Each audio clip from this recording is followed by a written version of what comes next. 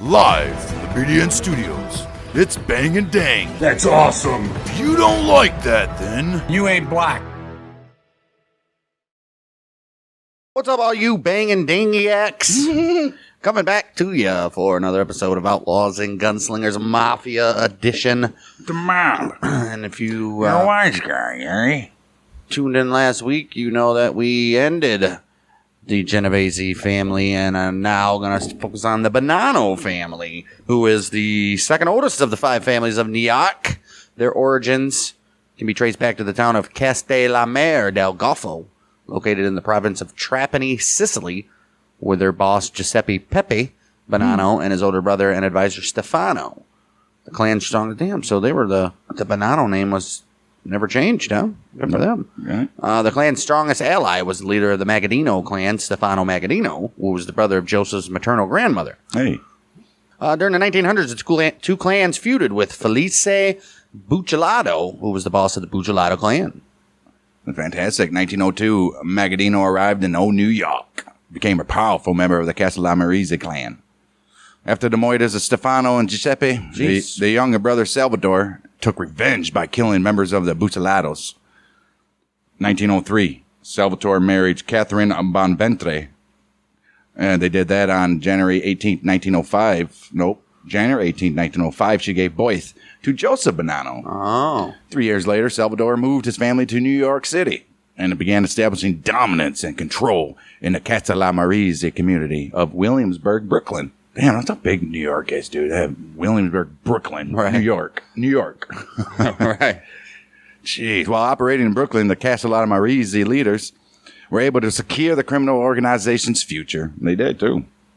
1911, Salvatore returned to Sicily, where he died of a heart attack in 1915. 1921, Magadino, he fled to Buffalo, New York to avoid moida charges, and the Castellamare clan was taken over by Nico Cola Shiro. His name was Cola?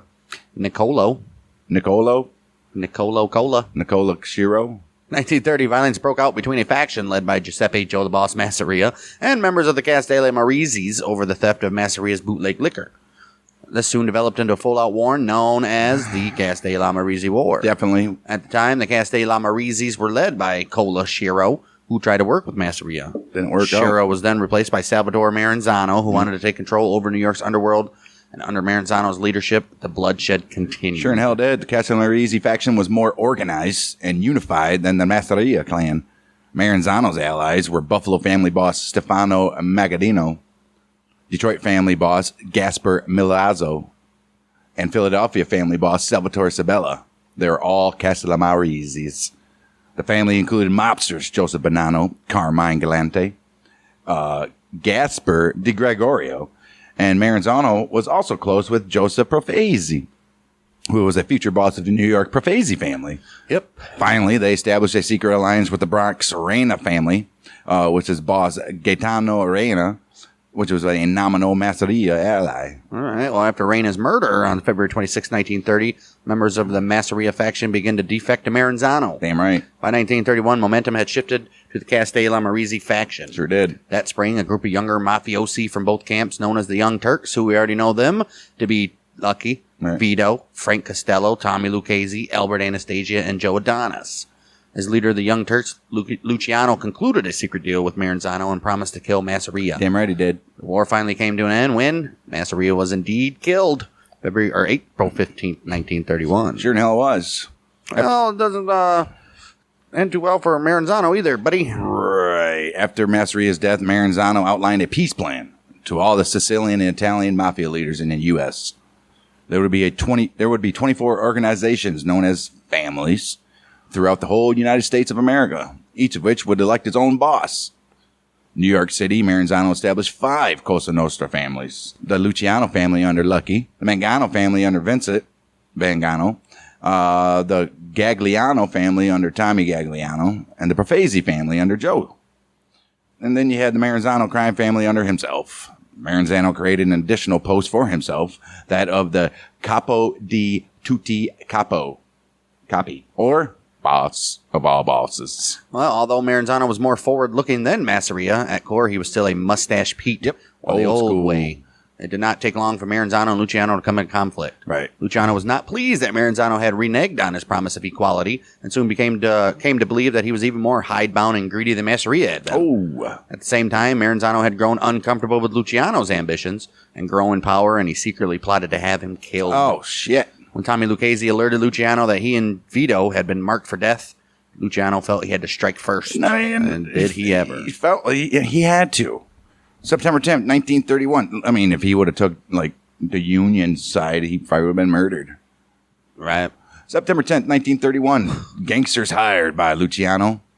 They were not known to the Maranzano or his men. They murdered Maranzano right in his office. Luciano. Some say right. Anastasia was a part of that. Most likely. Luciano had become the dominant crime boss in America. And he will become the boss of all bosses. No. Oh, no, that's right. He replaced the boss of boss title with the commission to regulate the mafia's national affairs and mediate disputes between families, which we went through already. He also awarded Joseph Bonanno leadership of the Maranzano family. Good for you, Joey. There you go, bud. After Maranzano's death, Joseph Bonanno was awarded most of Maranzano's operations. At 26 years old, Bonanno was the youngest mafia leader in the nation.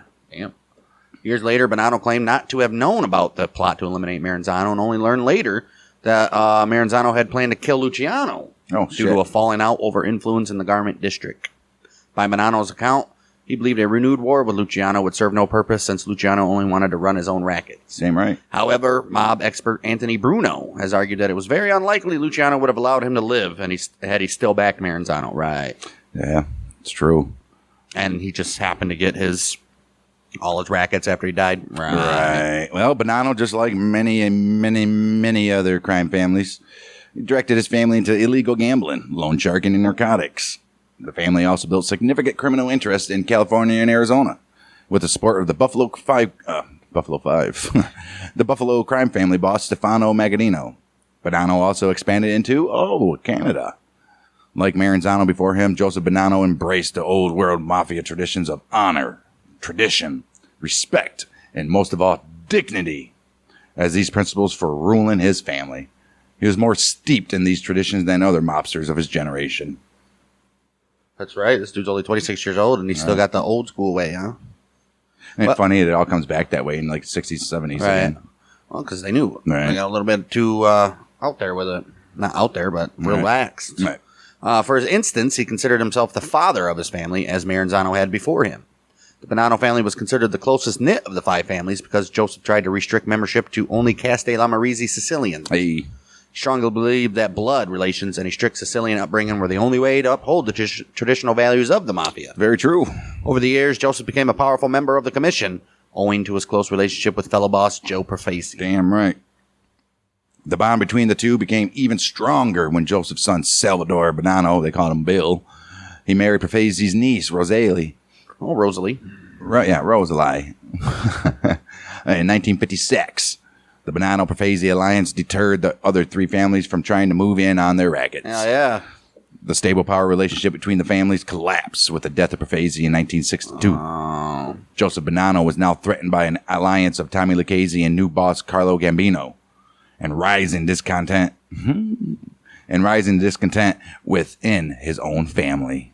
Many of the family members had begun to complain that Joseph spent too much time at his second home in Tucson, Arizona. Oh, he's the boss. Do whatever the hell he wants. Right. 1963, Bonanno made plans to assassinate several rivals on the commission. Bosses Tommy Lucchese, Carlo Gambino, and Stefano Magaddino, as well as Frank D. Simone. Oh, shit. Bonanno sought and got the support of Perfasi's successor, Joseph Magliocco. Not only was Magliocco bitter from being denied a seat on the commission, but Bonanno and Perfasi have been close allies for over 30 years prior to Perfasi's death. Right. Bonanno's audacious goal was to take over the commission and make Magliocco his right-hand man. Magliocco was assigned the task of killing Lucchese and Gambino, and he gave the contract to one of his top hitmen, Joseph Colombo. Oh, Colombo. However, the opportunistic Colombo revealed the plot to its targets. Of course he did. The other bosses quickly realized that Magliocco could not have planned it himself. Knowing how close Bonanno was with Magliocco and before Perfasi, as well as their close ties through marriages, the other bosses concluded Bonanno was the real mastermind. Well, they were right. The commission summoned Bonanno and Magliocco to explain themselves. Fearing for his life, Bonanno went into hiding in Montreal, leaving Magliocco to deal with the commission. Of course he did. Badly shaken and in failing health, Magliocco confessed his role in the plot. The commission spared Magliocco's life, but forced him to retire as Profesi family boss and pay a $50,000 fine. Oh, shit. As a reward for turning on his boss, Colombo was awarded the Profesi family. Look at that. Paid out for you, Colombo. Right. Got the whole family named after you. Right. October 1964. Bonanno returned to Manhattan, but on October 21st, 1964, the day he was scheduled to testify before a grand jury, Bonanno was allegedly kidnapped by Magadino's men as he entered the apartment house on the Park Avenue and East 36th Street, where one of his lawyers lived. FBI recorded the New Jersey boss, Sam the Plumber DeCavalcante, revealed that the other bosses were taken by surprise when Bonanno disappeared. And then the FBI recordings captured angry Bonanno soldiers saying, "That son of a bitch took off and left us here alone." Oh, so maybe it was his own guys, huh? During Bonanno's 2-year absence, Gaspar Di Gregorio took advantage of family discontent over Bill's role to claim family leadership. The Mafia Commission named Di Gregorio as Bonanno family boss, and the Di Gregorio revolt led to 4 years of strife in the Bonanno family, labeled by the media as the Banana War. Oh. This led to a divide in the family between loyalists to Bill and loyalists to Di Gregorio. Oh. Early 1966, Di Gregorio allegedly contacted Bill about having a peace meeting. Bill agreed and suggested his granduncle's house on Troutman Street in Brooklyn as a meeting site. Something tells me this is not going to go as planned. You are not kidding. 28th of January, 1966. As Bill and his loyalists approached the house, they were met with gunfire. No one was wounded during this confrontation, though. Joe Bonanno reappeared on the 17th of May, 1966 at Foley Square. 1968. So he's just gone for 4 years. Right. 1968, Di Gregorio was wounded by machine gun fire and later suffered a heart attack. The commission eventually became dissatisfied with Di Gregorio's efforts at quelling the family rebellion. They dropped Di Gregorio, and they had the support for Paul Sciascia. 1968, after a heart attack, Joe Bonanno ended the family warfare by agreeing to retire as boss and moved back to Arizona. As part of this peace agreement, Bill also resigned as the consigliere, and he moved out of New York with his father. Good for him, huh? He's like, we're just go. How about that? Right. Sciascia only held the position of boss for a few years, giving way to Natal Joe Diamond's Evola, who was a Bonanno loyalist in 1971. Evola's leadership was also short-lived, and his death in 1973 from natural causes brought Philip Rusty Rostelli to the head position. February 23, 1974, at a meeting at the Americana Hotel in Manhattan, the commission named Rostelli as boss. Damn right they did. Good for them. 6th of March, the year 1975. That didn't last long. Rostelli was indicted on racketeering charges involving extortion. 9 years later, Rostelli had established... Earlier. 9 years earlier, Rostelli had established a trade association of lunch wagon operators and taken control of that very industry. Jeez. Any operator who refused to join the association and paid its stiff fees faced vandalism and physical assault. 23rd of April, year 1976. Rostelli was convicted of extortion in the United States District Court for the Eastern District of New York. 27th of August, 1976. Rostelli was sentenced to 10 years in prison to be served consecutively after a 4-year state sentence for conspiracy, criminal contempt of court, and usury. Okay. In Rostelli's absence, Galante seized control of the Bonannos as unofficial acting boss.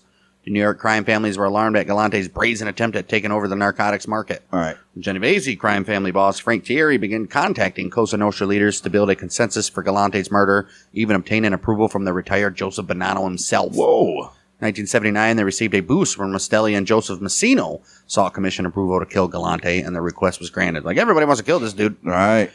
July 12th, 1979, Galante was shot dead by 3 men at a restaurant in the Bushwick area of Brooklyn. I mean, that's all it takes. Yeah. Get that approval and you're done, son. Well, here we go. Joseph Pistone, alias Donnie Brasco, was an undercover FBI agent tasked with infiltrating the Bonanno family. After months of planning, September year 1976, Pistone started his undercover operation. An operation that was initially intended to last 4 to 6 months, but which turned into several years, and this guy turned into a mobster himself. Well, I mean, heck, do what you got to do. Pistone's first spent 6 months in the Colombo family before he shifted to the Bonanno family by developing a relationship with Anthony Mira. Oh, bye, Anthony. When Mira was sent to prison, Pistone was tortured. He was tutored in the ways of the mafia by Bonanno soldier Benjamin Lefty Ruggiero, whose captain was Mike Mimi Sabella. After the murder of Galante, Pistone reported to Captain Dominic Sonny Black Napolitano. All right, well, following the Galante hit, Massino began jockeying for power with Napolitano. Both men were themselves threatened by another faction seeking to dispose of the absentee boss led by capos Alphonse Sonny Red and Delicato, Dominic Big Trin Trinxera, and Philip Giacone. The commission initially tried to maintain neutrality, but in 1981, Massino got word from his informants that 3 capos were stocking up on automatic weapons and planning to kill the Rastelli loyalists, with the Bonanno family to take complete control. Massino turned to the Colombo crime family boss Carmine Persico and Gambino boss Paul Castellano for advice, and they told him to act immediately. Massino Napolitano. Sorry, guys. The other guy's name from earlier, Paul Scacca, not Shasha. Yeah, that's who they supported after Di Gregorio. It was Scacca. And then this guy's name is Shasha. Yeah. Massino Napolitano and Gerlando Shasha, a Sicilian-born capo, he linked to the Montreal Rizzuto family, arranged a meeting at the Brooklyn Social Club with the 3 capos for May 5th, 1981.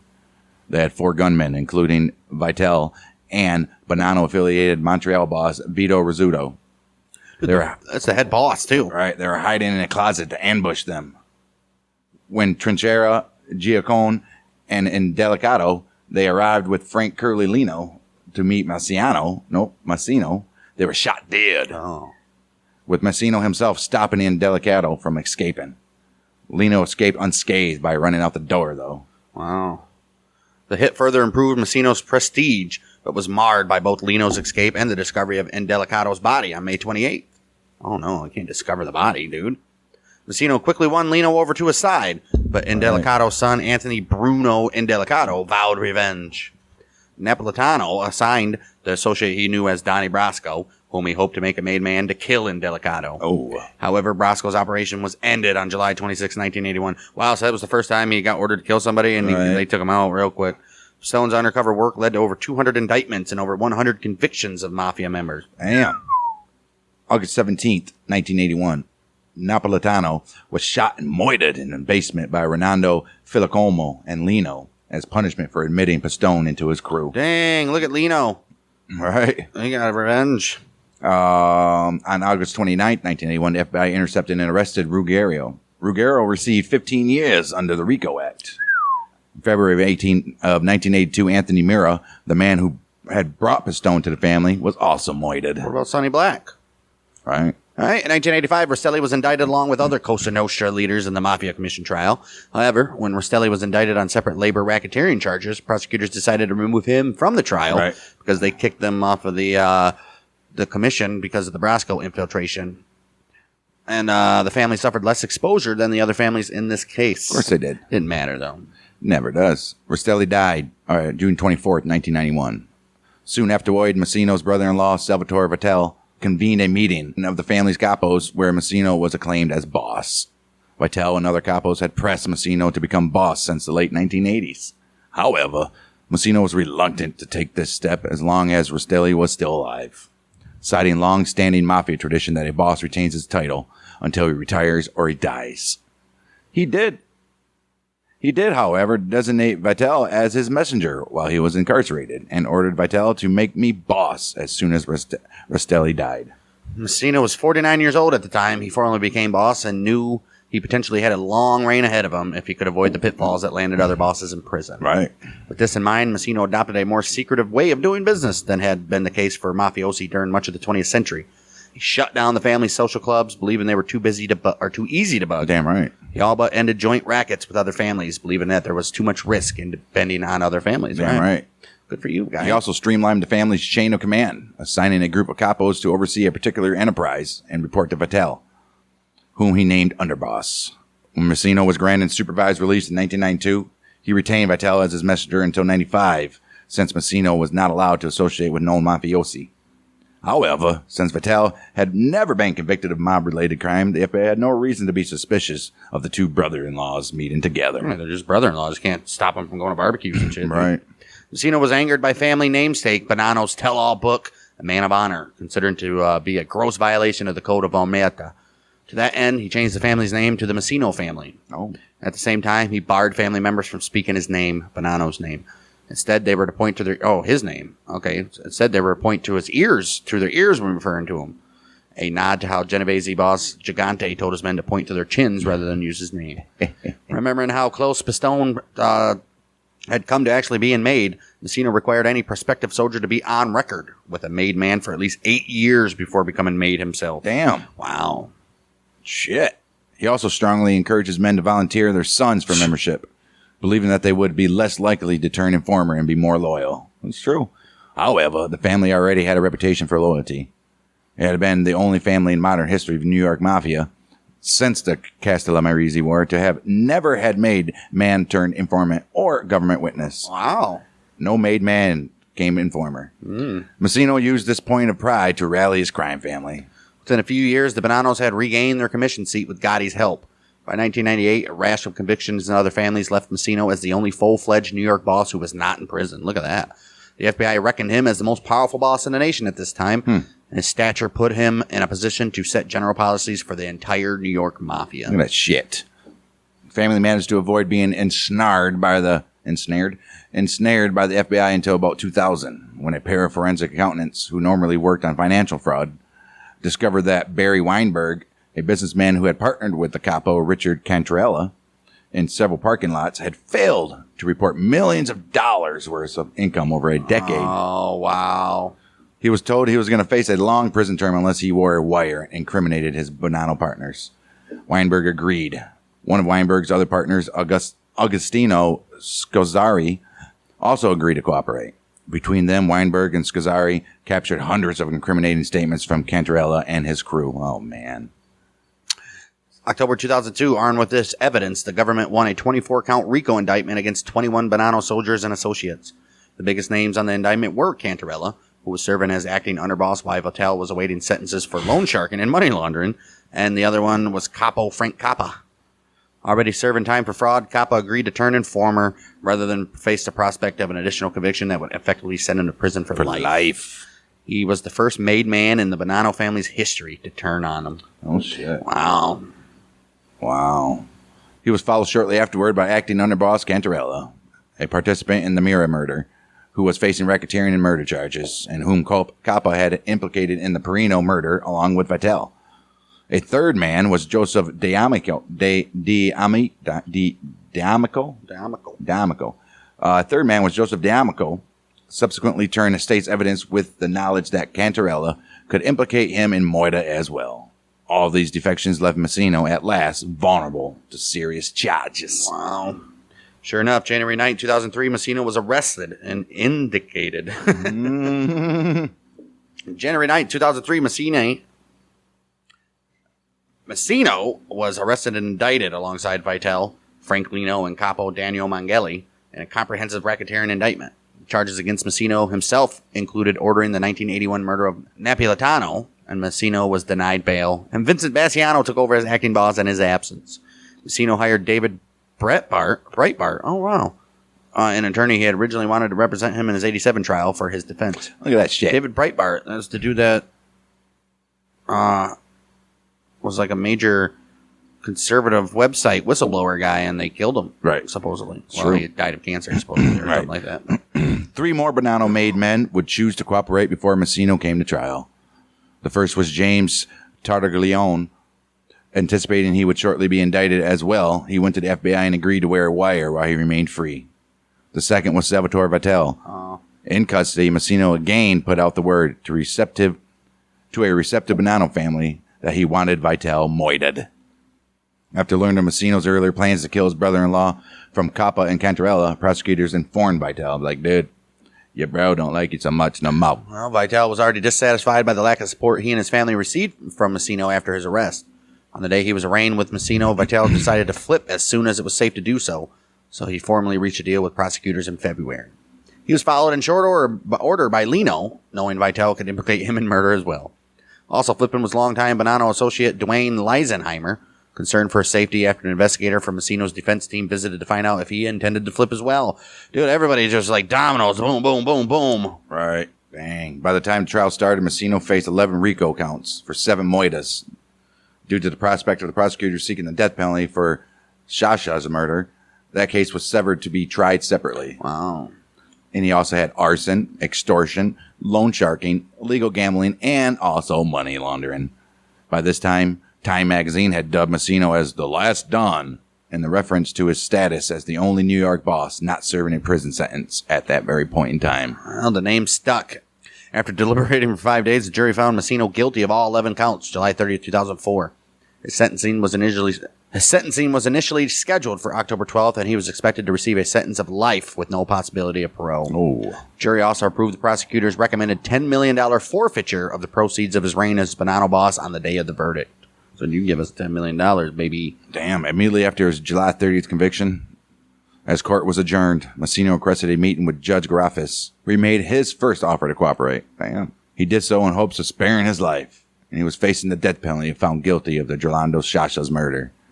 Indeed, one of John Ashcroft's final acts as Attorney General was to order federal prosecutors to seek the death penalty for Massino. Massino, he stood to be the first mafia boss to be executed for his crimes, and the first mob boss to face the death penalty since Lepke Buckhalter was executed in 1944. Massino subsequently claimed he decided to turn informer due to the prospect of his wife and mother having to forfeit their houses to the government. Damn. Mob authors and journalists Anthony De Stefano and Selwyn Robb both considered the turning of so many made men as a factor in disillusioning Massino with Cosa Nostra. Right. The former also assuming Massino had decided to flip long before the verdict. Massino was the first sitting boss of a New York crime family to turn state's evidence, and the second in the history of the American Mafia to do so after Philadelphia boss Ralph Natal had flipped in 1999 when facing drug charges. Yeah. Guys, what are you even in this business for? Right. Can't take a little heat. July, year 2004. Federal prosecutors in Brooklyn claimed to have convicted 75 mobsters associated with the Bonanno family in the four preceding years. June 2005. 12 Bonanno family members and associates, 7 over the age of 70, including acting consigliere Anthony Rabito. They were all indicted and arrested on charges of operating a $10 million year gambling ring. After the arrest of Massino, Vincent Bassiano became acting boss. 2006, Bassiano was convicted in a racketeering trial for attempted moida and running an illegal gambling operation. However, due to a hung jury, damn, are you supposed to have men and women? All right. Bassiano was not convicted of 2001 murder of Frank Santoro. All right. Well, after Bassiano's first murder trial, prosecutors retried him on those counts on which the jury hung in the first trial. How? August 1st, because hung jury. Oh, hung jury, yeah. Not a conviction. August 1st, 2007, Bassiano was convicted of murdering Santoro, who tried to kidnap Bassiano's son. Oh, man. And was subsequently sentenced to life in prison. Shit. He named Brooklyn business owner Salvatore Sell, the ironworking Montagna, as his acting boss during his trials. Fantastic. Montagna was closely associated with the Bonanno Sicilian faction, including Baldo Amato and Capo Cesar Bonventre. Nicholas Nicky Mouth Santoro served as an acting underboss and Anthony Rabito as the alleged consigliere. Fantastic. February 6th, year 2007. Acting underboss Nicholas Santoro and acting consigliere Anthony Rabito, captains or former captains Jerome Asaro, Joseph Camarano Jr., and Louis DeSico.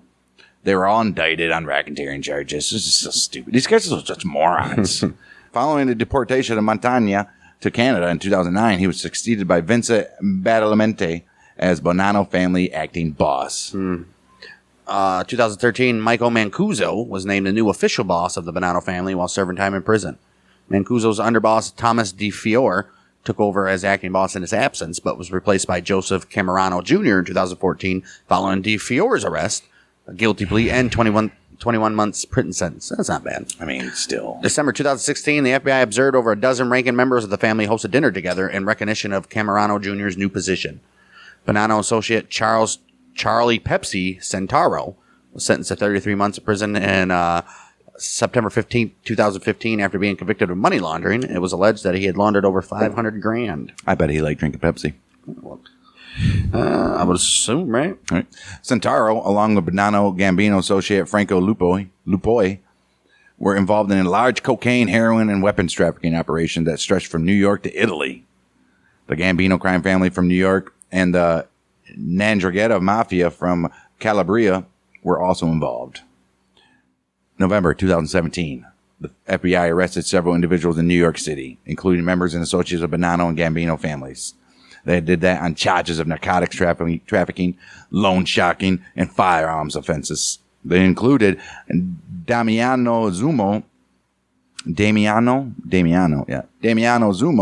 a reputed acting captain in the Bonanno crime family. Reputed. November 2015, Zumo was involved in the induction ceremony of an undercover police agent who was secretly recorded in Canada. Oh, jeez. Zumo played a major role in the ceremony and named others at a higher level in the organization on the recording. Brooklyn court official later stated, the recording of a secret induction ceremony is an extraordinary achievement for law enforcement and deals a significant blow to La Cosa Nostra. It does. The recording also led to the arrest of 13 mobsters. I don't understand. I just don't get it. How open and how dumb these guys are. January 12th, 2018. 8 members of the Bonanno family were arrested and charged with racketeering, extortion, and related offenses. Street boss Joseph Camerano Jr. and consigliere John Porky Zancocchio were included. Genovese and Lucchese crime family members Ernest Medavecci and Eugene Boopsy Castell were also arrested.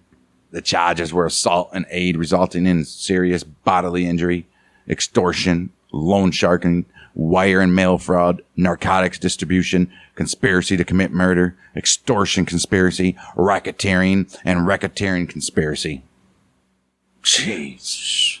Joseph Joe Valle Sabella was identified as a captain and George Trapiano was acting capo. Made members Dominic Miniero and Albert L. Miniero. Yeah.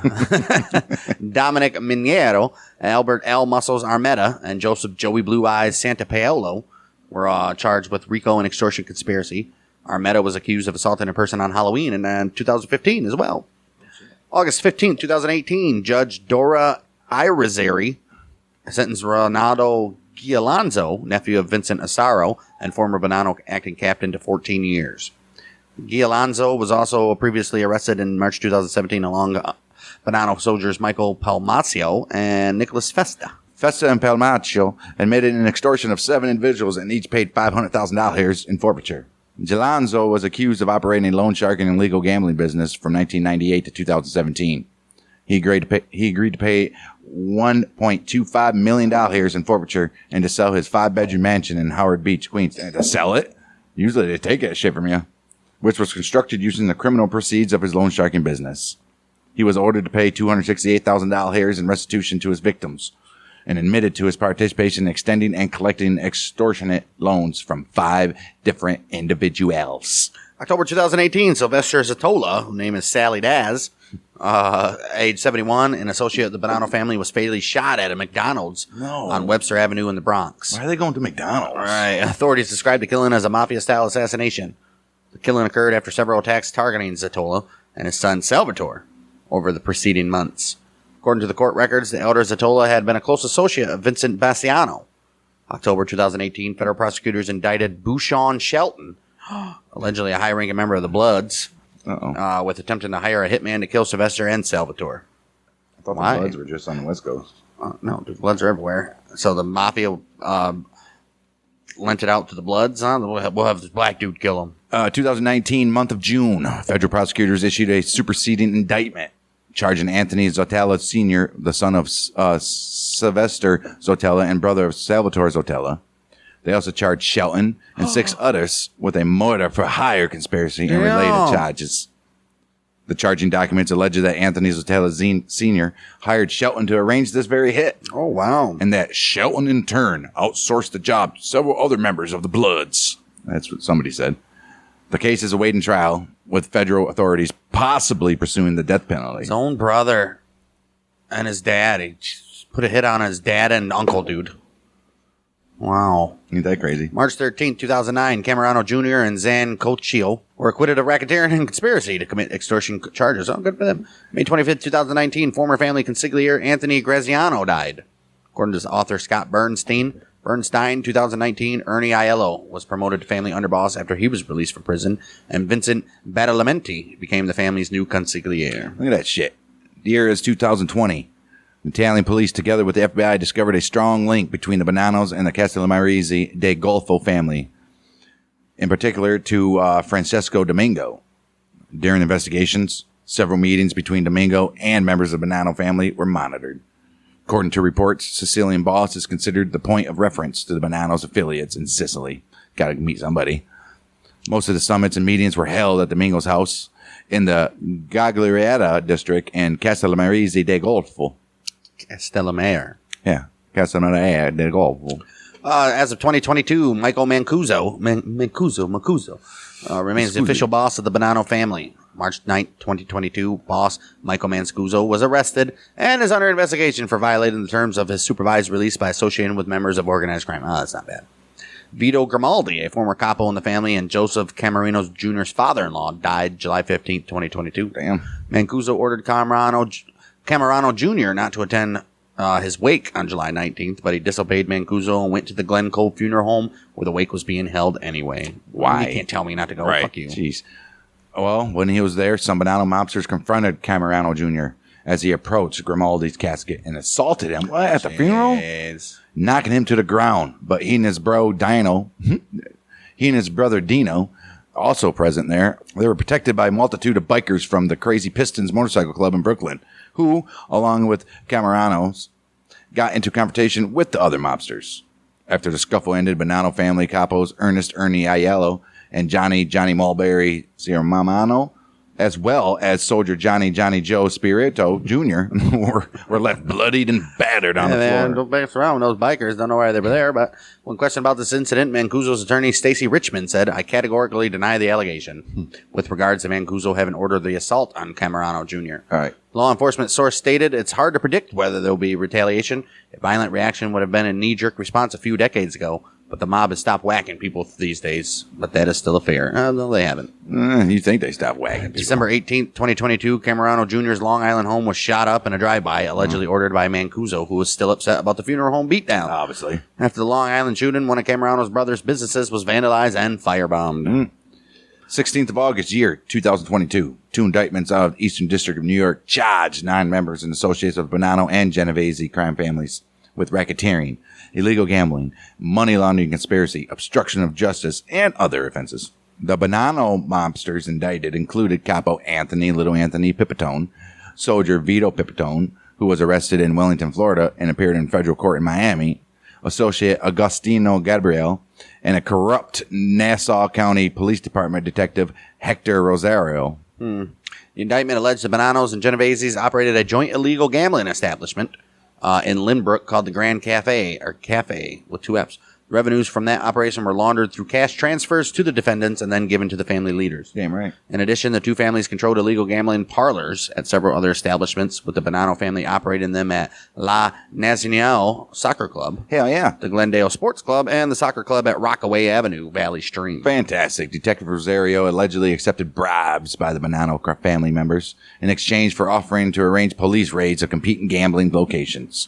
He was charged with obstructing a grand jury investigation and lying to the FBI. And he was subsequently suspended without pay from the police department. Not fired, though, huh?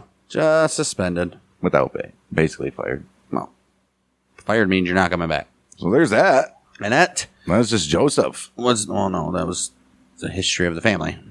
Oh. That was the history of the family. Figured we'd run down. We didn't do that for the Genovese family, but figured might as well give you a little taste of what the Bonanno family's got in store. They didn't go into depth on, like, literally, really anything, especially Donnie Brasco. Right. But next week, obviously, we got the guy, Joseph Charles Bonanno, who we'll be covering. And he's got Let's do a decent little story on him. So, This dude was boss for almost almost 40 years. 31 to 68. Man, you Yes, don't sir. see that very often. And yeah, we'll have him, and then like before, we'll work our way down through the bosses and some of the better known underbosses, and maybe don't really care about the capos. We'll probably cover all those guys on our last episode, like we did the Genovese ones. But and of course, Donnie Brasco will be a big part of this one. So look forward to the Bonanno family here up on the Outlaws and Gunslingers. In the meantime, go check out our YouTube at Bang Dang Network, where this show, according to Wikipedia, and Battles of the American Civil War every week will be released there as well as the podcast platform. So go subscribe, like, comment, share, all that stuff, and do that as well on the podcast apps. If you're listening on Spotify, iTunes, and give us some reviews. Check out the little scripted comedy thing, or a little scripted show that which we write and star in. We write, do all the voices. It's a little Everything. sketch comedy, kind of like a sketch comedy thing about two wacky and private investigators who encounter some even more wackier cases. Right. So, Right. little comedy, All original. scripted / improvised stuff. About 15 to 20 minutes per little episode. Yeah, check it And out, That's man. on our YouTube as well, starting to get uploaded all over there. So make sure you're subscribing, clicking that bell, and we'll see you next week for Joseph Bonanno, the namesake of the Bonanno family. We are the Mouth of Michiganders With Bang Dang.